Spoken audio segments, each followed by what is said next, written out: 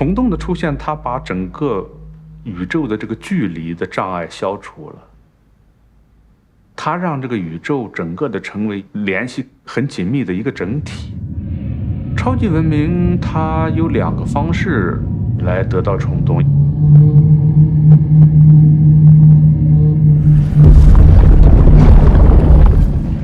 一个是自己去制造出这个虫洞，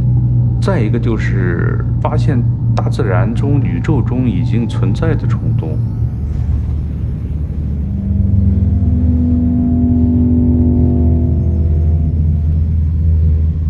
这2者都需要这个文明有极高的技术水平，远超出我们目前所能想象的技术水平。虫洞只是一个理论上的一个推测，只能说，即使是真的有这样的东西出现，它也是在我们很遥远的未来才能够发现，或者才能够制造出来。